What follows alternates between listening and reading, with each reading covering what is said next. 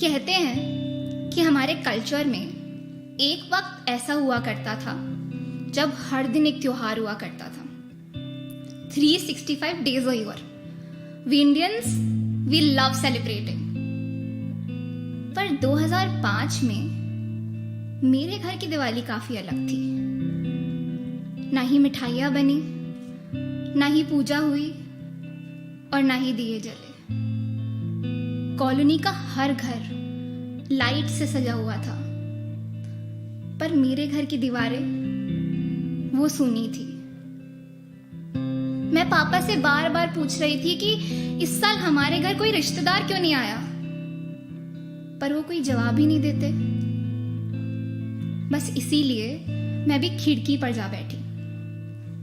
पर जैसे ही मैंने बाहर बच्चों की हाथ में फुलझड़ी देखी ना, तो मेरी आंखों से आंसू आने लगे। सामने वाले घर की खिड़की पर कमला आंटी बैठी थी। उन्होंने मुझे देखा, वो मुस्कुराई और नीचे बुलाया।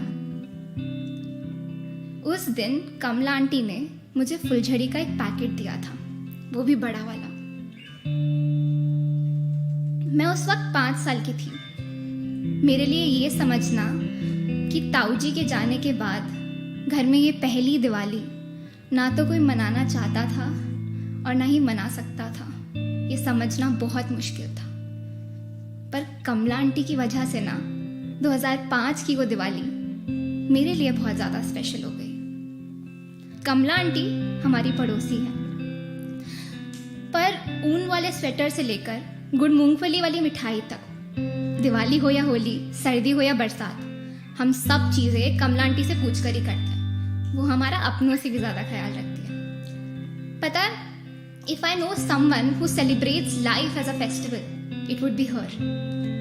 She is full of life. और गणेश चतुर्थी उनका फेवरेट फेस्टिवल है।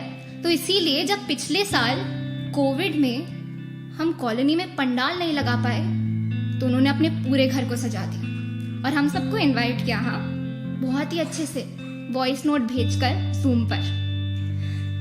वर्चुअली भी फेस्टिवल में 4 चांद लगा दिए। पर पता है, उसके कुछ महीने बाद ना मुझे बेवक्त एक कॉल आया।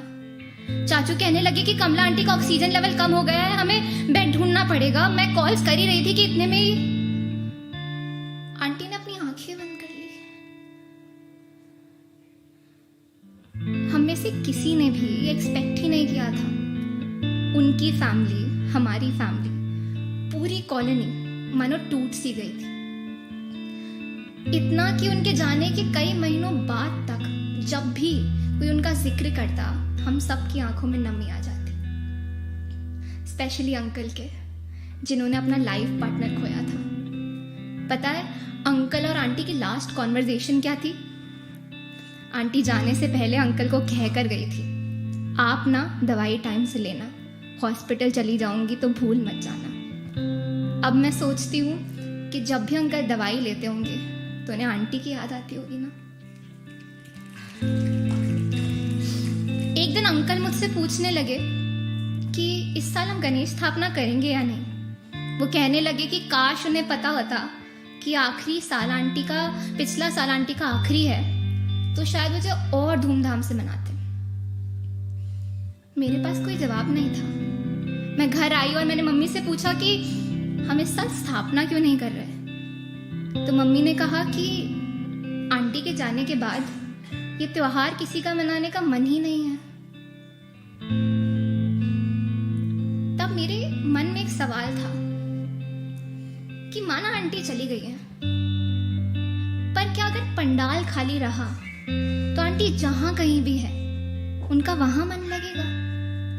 क्या जो यादें, क्या जो ख्याल, क्या जो लोग हमारी आंखों में नमी ले आते हैं, वो हमारे दिल में सुकून और चेहरे पर मुस्कान नहीं ला सकते? हम क्यों उनको याद करना बंद कर देते हैं? हम क्यों लाइफ को सेलिब्रेट करना बंद कर देते हैं? मैंने बहुत ही मुश्किल से ये फेस्टिवल सबको सेलिब्रेट करने के लिए मनाया। Auntie was all about festivals, and I realized that the best way to keep her close was by celebrating this festival and celebrating life.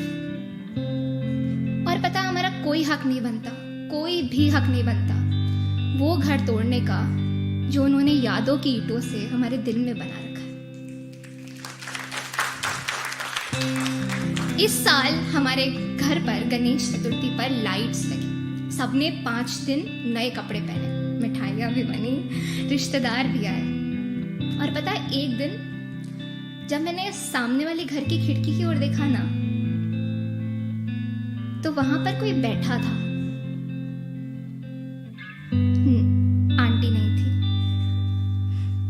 लेकिन अंकल थे, जो शायद हमारे घर पर हो रही पूजा को देखकर उन्हें याद करने की कोशिश कर रहे थे। Aunty was full of life. You know, death was scary for me. But when in COVID, death felt like a routine. We lost so many people. We grieved for all of them. I realized that the best way to celebrate those who once lived and those who are still loving, by celebrating their memories, by remembering them every day. So if you're scared to remember someone, thinking that you won't be able to deal with the grief and pain, don't hold back, because these people are still with us.